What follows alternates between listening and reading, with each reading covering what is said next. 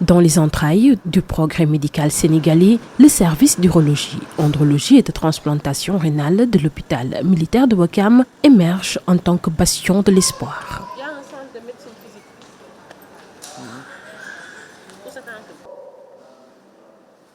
Derrière les portes des cabines, 3 couples donneurs et receveurs partagent le récit poignant de la première transplantation rénale du pays sous le regard attentif des médecins et infirmiers. Dans une cabine empreinte d'émotion, Mohamedou Abdoulaye Ndiaye, affaibli mais résolu, a fait le don précieux de son rein à son propre frère. L'opportunité, c'est la maladie de mon frère Germain, donc il souffre de ça depuis un certain nombre d'années, 3 années exactement. Donc, quand les médecins nous ont parlé de la possibilité de lui faire une transplantation, plutôt que d'autres formes de traitement thérapeutique, donc on n'a pas beaucoup hésité dans la famille. Ça a été une décision de famille, parce qu'il y avait d'autres membres de la famille aussi qui s'étaient portés volontaires. Mais en apparence, j'ai été le plus apte plutôt à faire le don. Lui qui est bénéficiaire de ce don, si on avait changé de place, il n'aurait pas hésité. Donc c'est pour ça que je me dis que bon, il n'y a pas à hésiter dans ce domaine. Quand on veut faire une bonne action, surtout de cette nature, sauver une vie, ou bien contribuer à sauver une vie, il n'y a pas de place pour réfléchir pendant longtemps. Une réflexion pourtant agitée en 2015 avec la création du service de transplantation rénale doté d'un bloc opératoire autonome grâce à la détermination des médecins du consortium de l'hôpital militaire de Ouakam et de l'hôpital de Dantec. L'histoire s'écrivait le 26 novembre avec les premières transplantations rénales. HMO remplissait les critères sur le plan infrastructure, ressources humaines et équipements. Mais nous nous sommes dit, ce qui est important, ce n'est pas de dire nous sommes les premiers à avoir fait la greffe.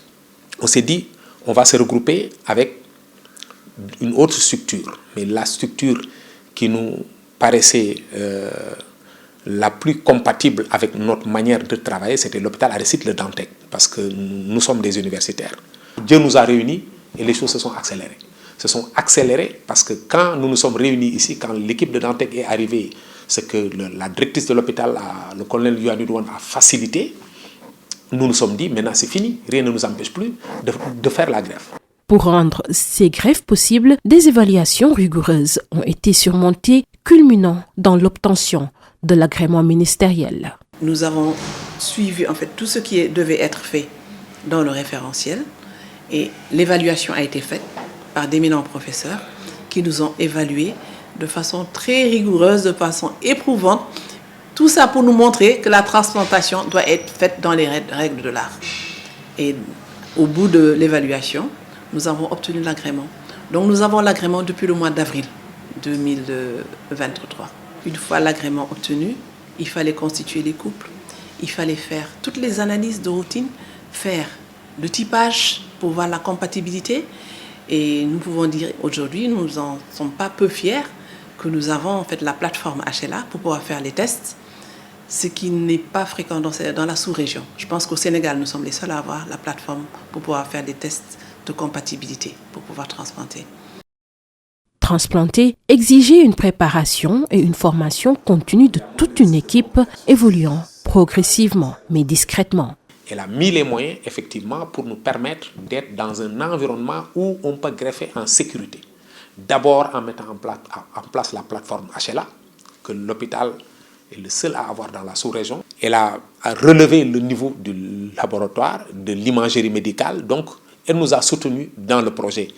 Elle a facilité également des voyages pour des formations complémentaires en Turquie, pour les anesthésistes réanimateurs, les radiologues, le coordonnateur de la greffe, même les administratifs ont été en Turquie pour voir comment ça se passe. Et tout ça, nous l'avons fait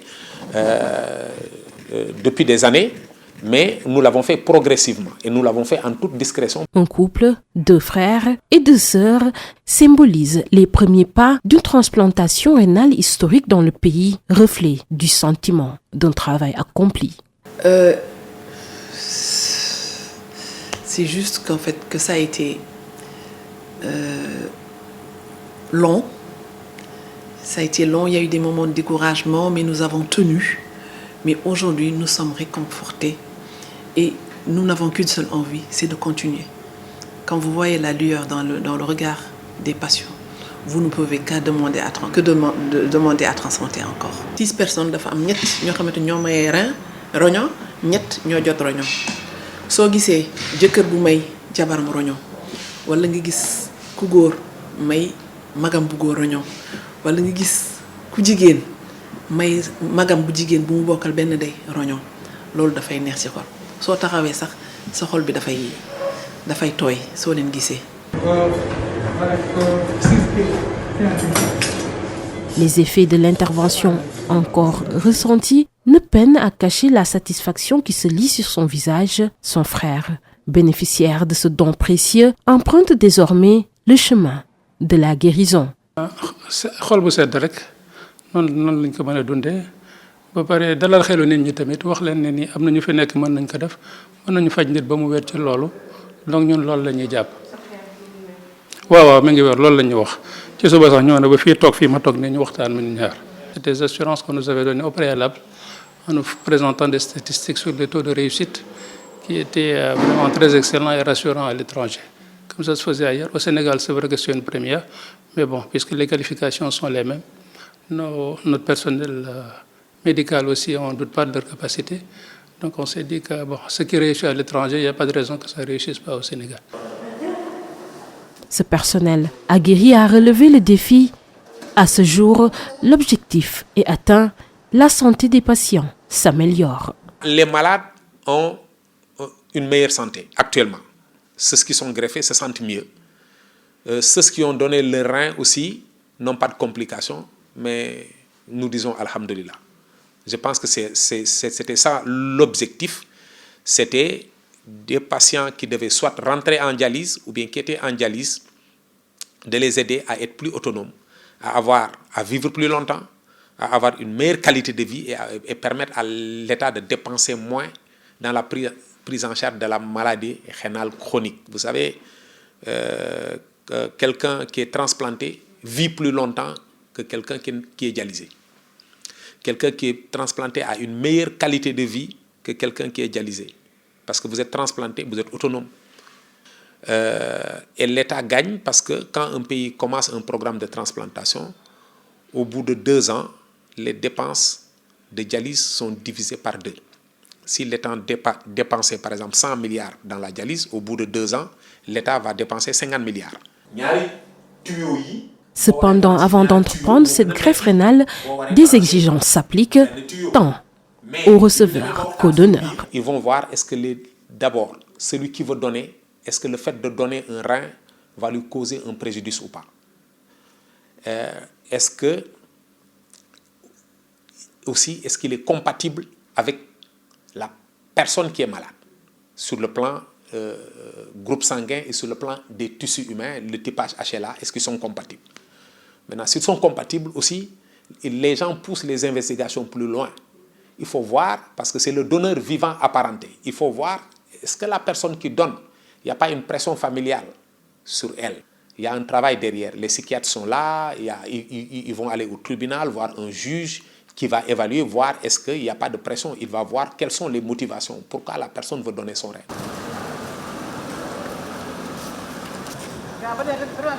Jusqu'ici, les hôpitaux se limitaient à la dialyse. Depuis 2018, ce centre de dialyse accueille près de 42 patients par jour.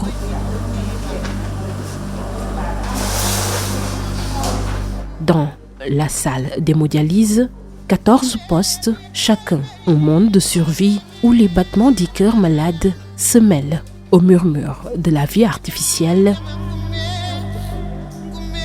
Parmi eux, l'ex-présidente des dialysés de l'hôpital siège dans un rituel depuis 6 ans entre lutte silencieuse et résilience inexprimée.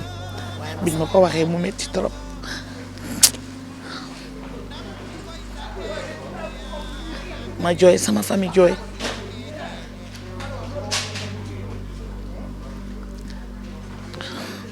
parce que ni ma ko doon déggee la pour ñoom ku am dialyse rek jeexal nga léegi moo ko déggee noonu ma jooy sama famille jooy ak sama borom kër ñun ñëpp ñu jaaxle.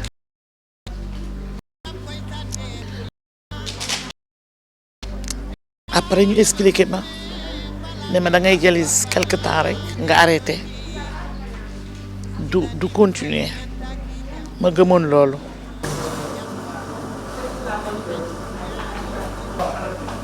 Dans cette atmosphère à la fois angoissante et empreinte de courage, la transplantation rénale se profile comme une alternative essentielle à la dialyse. Il faut savoir que même l'accès à la dialyse pose toujours quand même un problème à beaucoup de nos citoyens.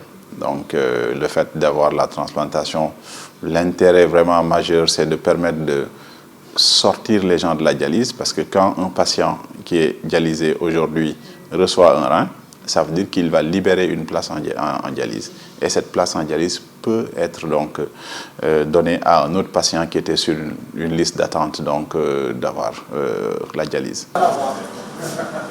Échapper à l'emprise de la dialyse, une opportunité que cet homme, dans l'ombre de l'anonymat, aspire à saisir.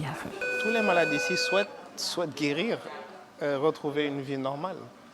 Et je pense que ça, c'est une opportunité. C'est une très grande opportunité parce que je pense que c'est la première fois que ça arrive ici. Bon, évidemment, il y a des contraintes médicales qui font que tout le monde ne peut pas physiquement avoir une transplantation. C'est surtout le fait que les dialysés, moins ils ont comment on appelle ça, une transfusion, et plus ils sont aptes à faire cette opération-là. On espère vraiment que tout le monde aura cette chance-là. Une perspective bien envisageable en fonction des conditions médicales. Comme tout traitement, il y a toujours des indications, c'est-à-dire des gens pour lesquels c'est possible de faire, les conditions se réunissent, mais il y a aussi des contre-indications, donc des gens pour qui peut-être ça ne va pas être possible. Et il faut savoir que la greffe, elle peut être faite directement sans passer par la case dialyse. C'est d'ailleurs qui a été le cas pour deux des patients qui ont été greffés. Ils n'ont pas eu donc l'occasion de passer par la dialyse, ce qui est très très bien.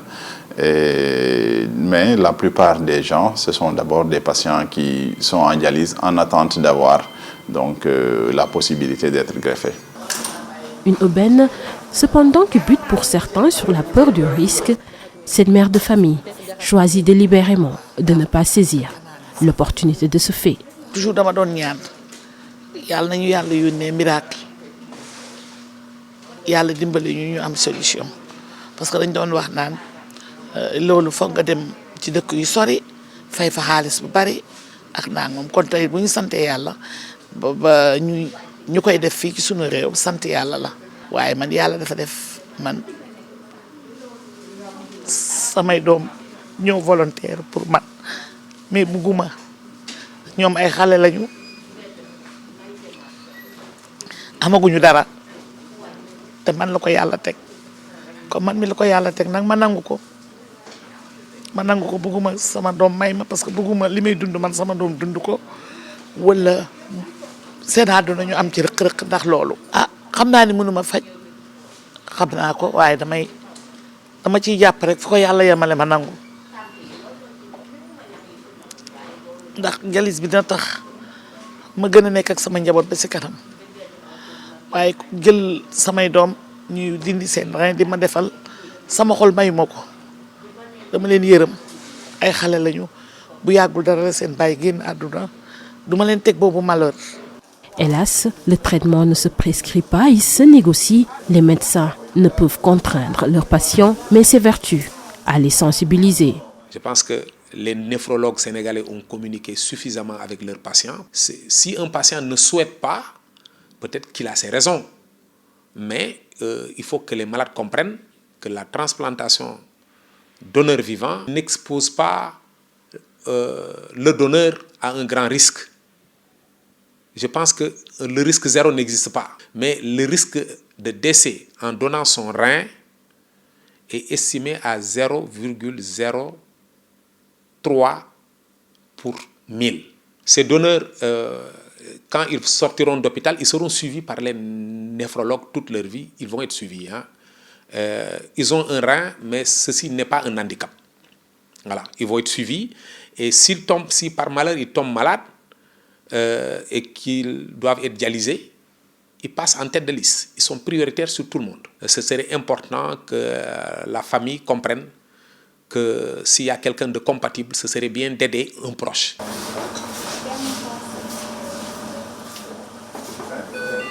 Pour cet exploit scientifique, l'hôpital militaire de Ouakam a assumé la charge totale de la mobilisation des ressources financières au renforcement du plateau technique. Ce qu'il faut dire, c'est que pour ces 3 premières transplantations faites par le consortium HMO Le Dantec étant fermé, c'est HMO qui a tout supporté. Tous les frais ont été pris en charge par l'hôpital. Jusqu'à la fin du processus, c'est là où le chef d'état-major a été déterminant et nous a aidés pour que nous puissions transplanter. Et donc, tous les frais ont été pris en charge par l'hôpital. Et c'est assez lourd. Je vous avoue que c'est assez lourd. Mais pour la suite, aucun malade ne peut dire qu'il a payé. Il s'agit maintenant du bon vouloir des autorités pour voir dans quel canevas le mettre. Est-ce qu'il s'agit de prendre en charge, de subventionner les médicaments, les réactifs, parce que c'est ce qu'il y a de plus lourd. Faire les tests et les immunosuppresseurs. La subvention est nécessaire. Malheureusement, pour réaliser une transplantation rénale, le coût pour un seul couple s'élève à un peu plus de 13 millions. Vous savez, la prise en charge de la transplantation est un problème réel parce que la transplantation coûte cher. Si vous voulez vous faire une greffe à l'étranger, vous allez débourser environ 15 millions. Nous avons dépensé sur chaque couple environ 13 900 000, presque 14 millions. Nous l'avons fait gratuitement. C'était pour montrer que c'était possible. Mais c'est sûr que l'hôpital ne peut pas continuer de prendre en charge les malades gratuitement. Les autorités sanitaires feront quelque chose. J'espère qu'ils prendront les mesures nécessaires pour que cette activité soit gratuite ou bien au moins subventionnée. Excessif. Aux yeux de ce dialysé, il estime que si l'État ne prend pas en charge les frais, cela pèsera lourdement sur les épaules des moins fortunés. On est dans un pays sous-développé. Les moyens, c'est pas ce que les gens ont actuellement ici. Actuellement, la vie est assez compliquée. Si on doit rajouter à ça, de dépenser une certaine somme pour avoir accès à ça, ça va être compliqué. Je pense que le gouvernement, parce qu'il est plus apte à faire ça, devrait mettre en place un programme de subvention pour aider ceux qui en ont vraiment besoin d'avoir accès à ces soins-là. Parce que si jamais c'est inaccessible, il y aura juste une classe de la population très aisée qui pourront avoir accès à ça. Les autres, ils ne peuvent même pas imaginer ça. Ce n'est pas possible. En attendant, l'équipe du consortium hôpital militaire Ouakam et le Dantec demeurent prête à poursuivre les transplantations. Nous allons greffer, ça c'est sûr. L'équipe va greffer. Ouais. Oui, sinon, si on ne le fait pas, ce programme n'aurait aucun sens. Voilà. Il faut développer l'activité et comme ça, plus de personnel va être formé et la procédure pourra être vulgarisée même dans les autres régions du Sénégal. Nous attendons en fait les autorités. C'est elles qui vont déterminer en fait comment va se passer la suite. Mais nous sommes prêts à transplanter au mois de janvier. Inch'Allah. Parce que nous avions quand même pris 15 couples en compte. Les mains tendues vers le ciel, une prière unanime résonne que le gouvernement accompagne médecins et patients dans cette quête de santé cruciale. ni fii ci IHO docteur Sidi ak équipe am ñu jar a jàppale lañu te bëgg nañ aussi gouvernement bi dugal ci loxoom ndax lii ñu commencé pour sauver ay vies la te nee nañ metti na financement yi metti na kon amuñu ci yaakaar ci kenn ku dul président de la république moom rek moo ko mën a oyofal moo ko mën a yombal mu dimbale ñu xam ne ay yaay lañu ay nijaay lañu ay papa lañu mu jàppale équipe bu docteur Sidi ñu dimbale ñu faj ñu. Au cœur de cette avancée médicale, nos médecins, jadis résignés, réécrivent désormais des histoires heureuses, un rayon d'espoir, une renaissance pour ceux qui avaient perdu tout espoir.